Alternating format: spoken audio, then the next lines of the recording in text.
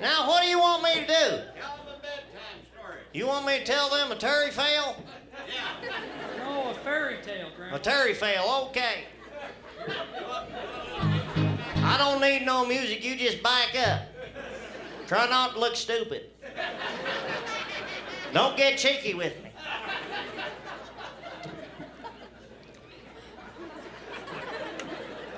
Toonce upon a whine, in a corn country, there lived a beautiful girl. Her name was Rindersella. Now, Rindersella lived with her mugly other and her two sad blisters. Now, Rindersella was in charge of all the wordy dirt. She had to flop the moors, whop the chud. She was a good chud whopper. But she did all this wordy dirt while her two sad blisters sat on their fig bannies, cheating auklets and magging a redazine.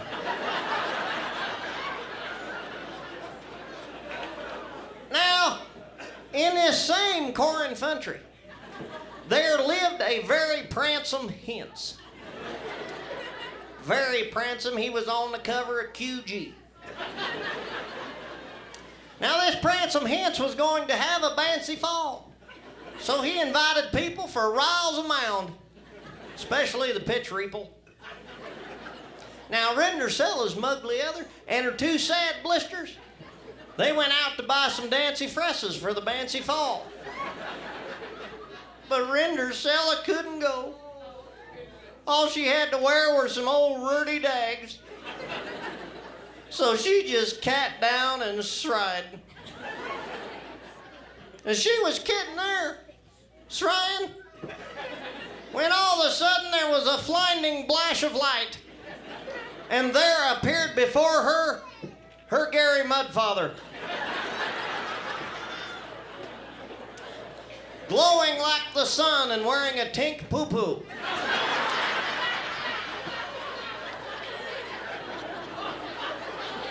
Now, he touched Rindersella with his magic wand.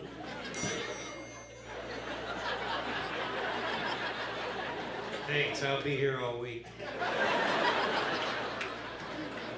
Shut up. Now he touched Rindersella with his magic wand, and poof, all of a sudden appeared before her a keg boach and Hicks white sources to carry her to the bancy fall. But he said, Rindersella, you must be home before midnight, or I will turn you into a tumpkin. So Rindersella went to the bancy fall, and the first two people she run into, her sad blisters. But she was such a babishing Rudy you could hardly cinderize Reckonella. Well, now, eventually, the pransome Hance found his way over, and he said to Rindersella, "May I dab this, Hance?" She said yes, and they danced all night, till midnight, and they lay in fub. It was like they were shot with one of Pukett's arrows.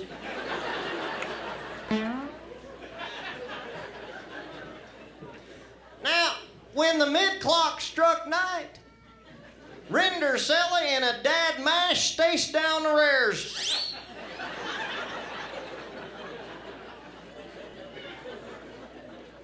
You had too many beans is what you had. Rindersella staced down the rares, and when she beached the rodham, she slopped her dripper. Now, the pransome Hance found the slash clipper. He held it high above his head and said, "Gore the furl, whose soot this flipper gets." Say that again. You can't. "Shall be my wedded wife." So the very next day, the Pransome Hens searched all over the corn country for the beautiful girl who'd slopped her dripper. When he arrived at Rendercella's house, he tried to slice Glipper on her mugly other. It didn't did. But then he tried to slice Glipper on her two siggly esters. It didn't did. They couldn't even get their tick bow in.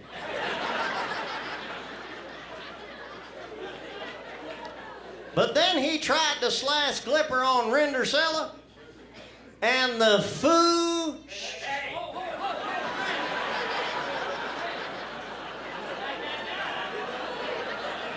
It fid it. So Rendercella and the Pransome Hens were married and lived heavily after afterwards. Now, the story of the story is, if you want to go to a bouncy fall and have a Pransome Hens loll deeply in love with you, don't forget to slop your dripper.